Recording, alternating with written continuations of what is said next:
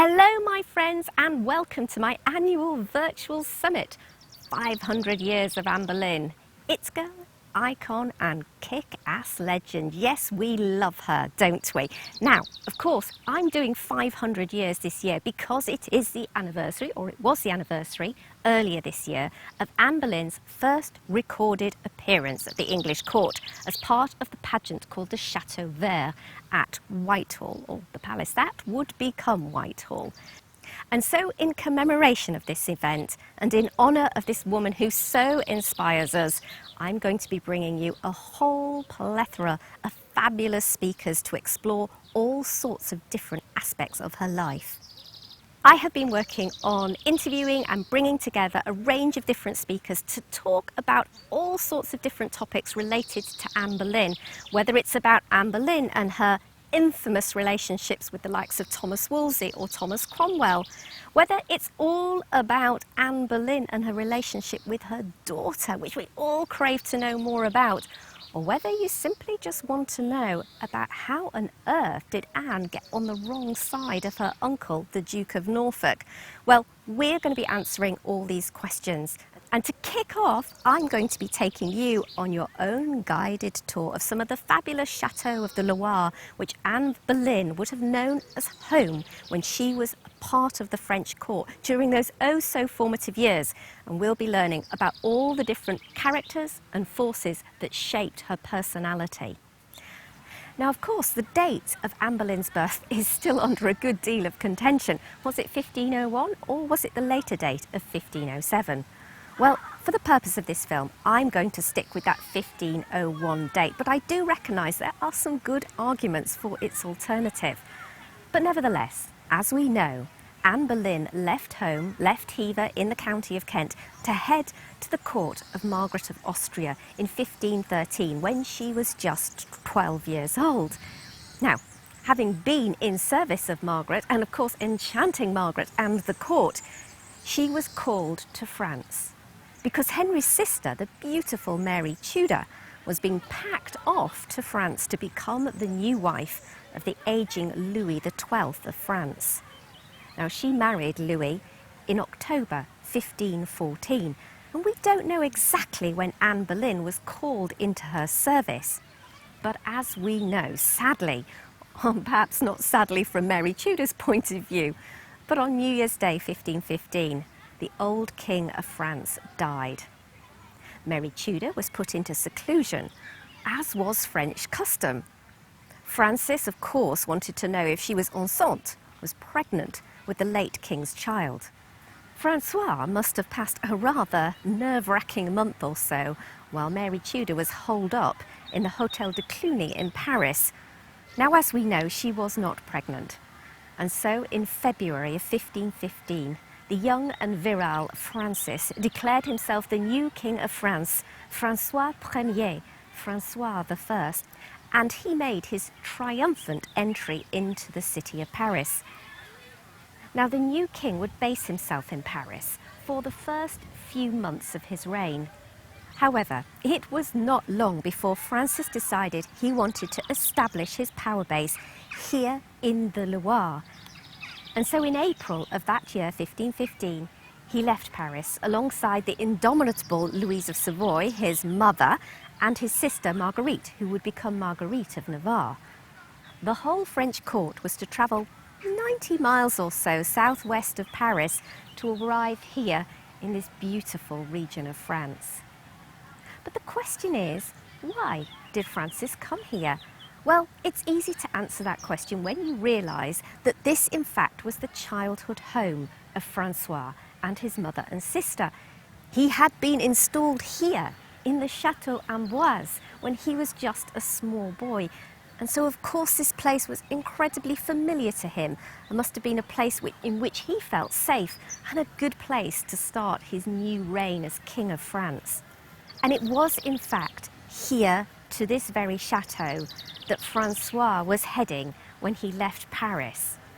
Now, we know, of course, that the French court stopped at a number of different locations, including Fontainebleau, before they arrived in this region. The first place they stopped along the way was the Château de Blois.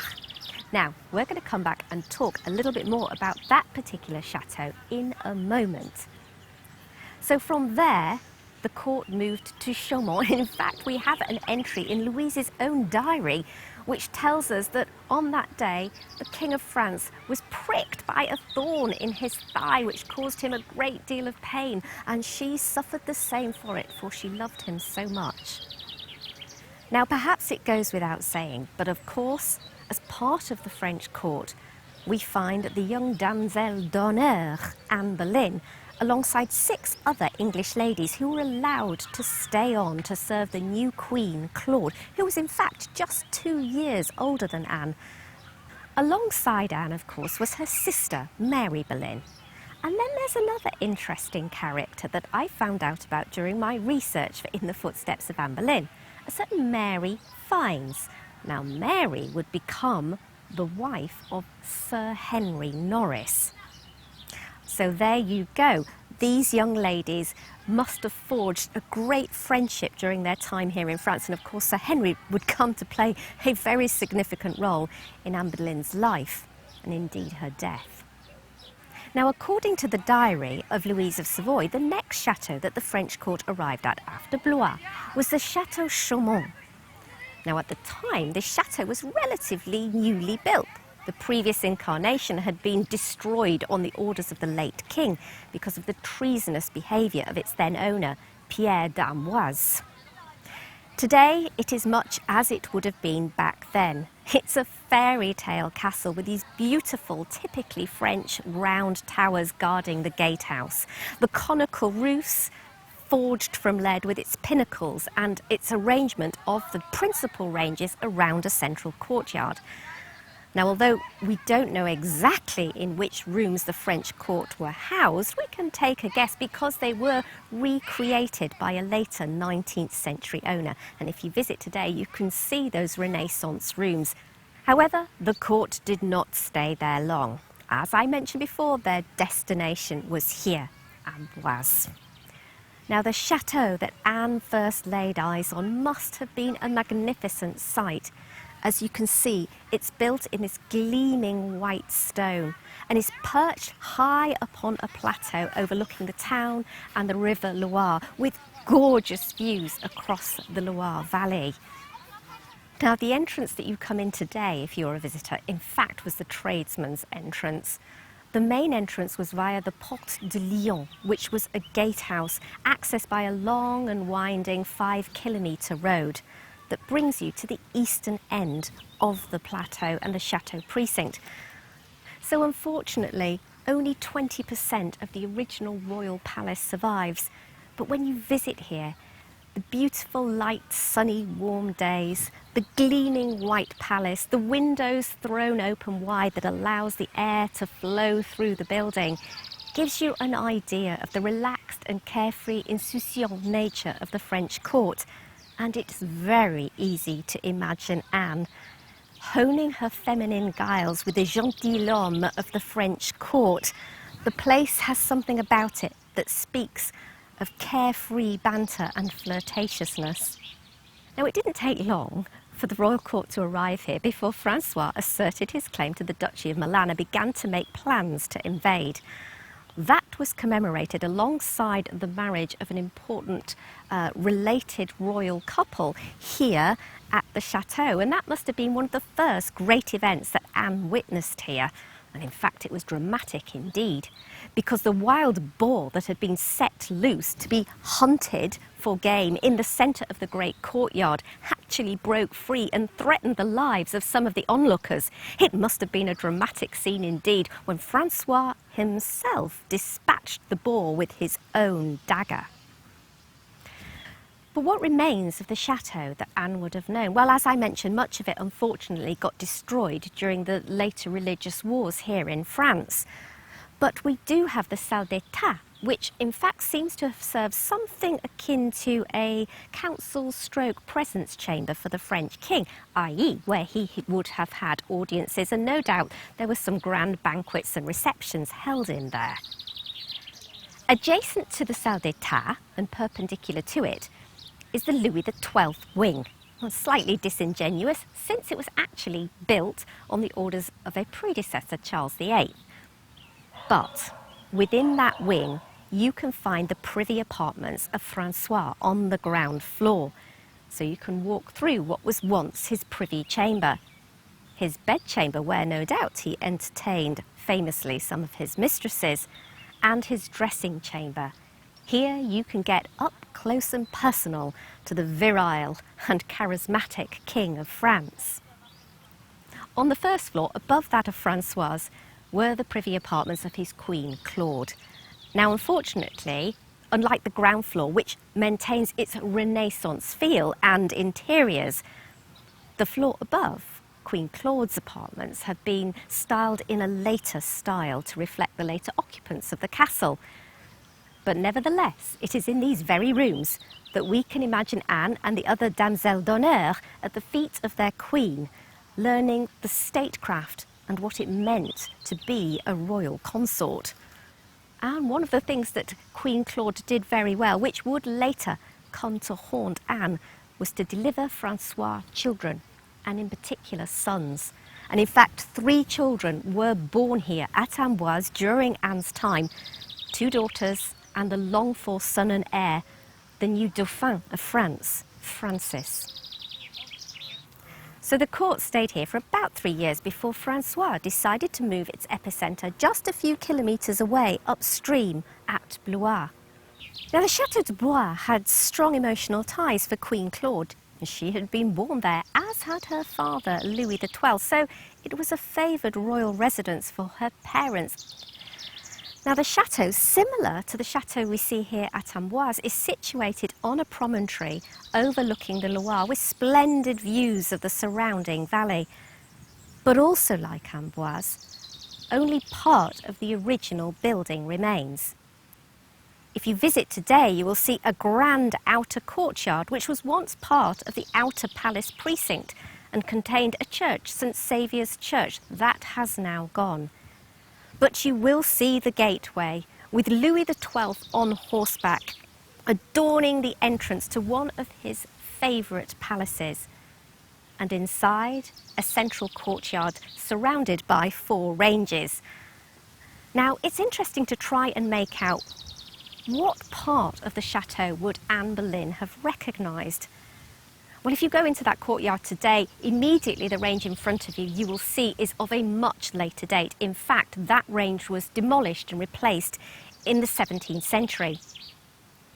The part of the palace that Anne Boleyn would have most likely known would have been the Grande Salle d'État, a little like a great hall as we know them in English palaces.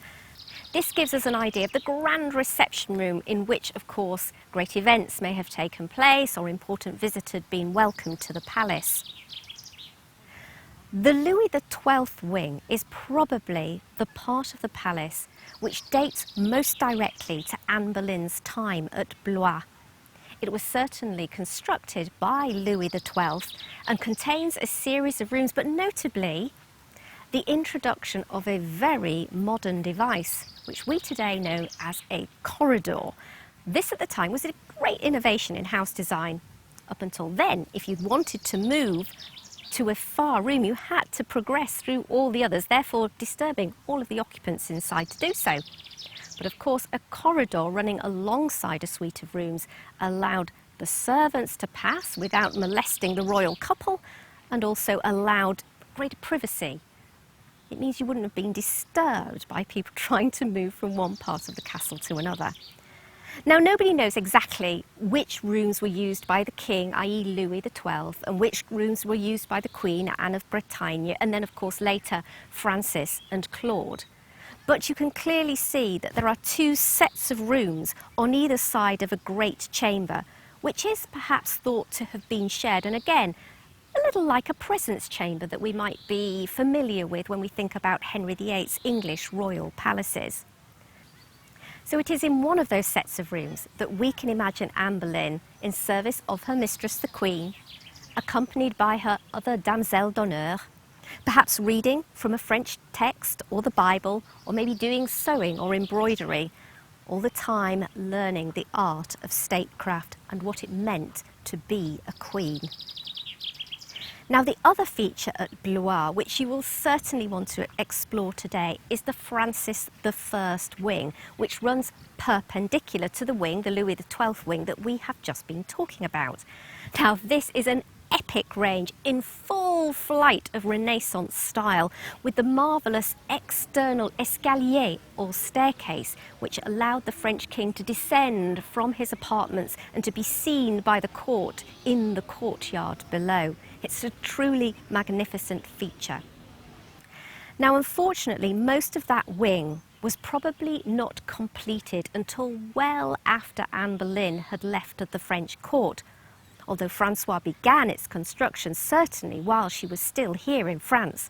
But the tantalising question for me is, how much of that building did Anne see, and did she ever visit any of it? Well, of course, we will never know. But if you do visit, I urge you to enjoy the beauty of the Renaissance interiors in the Francis I wing, because you are rarely likely to see anything quite as spectacular. And if we want to get as close as possible to the types of interiors that would have been in any of the royal palaces when Anne Boleyn was here in France, then make sure you head to the Studiolio, which was constructed around 1520, 1521, just as Anne Boleyn was leaving France. But nevertheless, with a bit of imagination, we can extrapolate those interiors to the rest of the palace and imagine just the kind of spaces that she would have seen and enjoyed while she was here in France.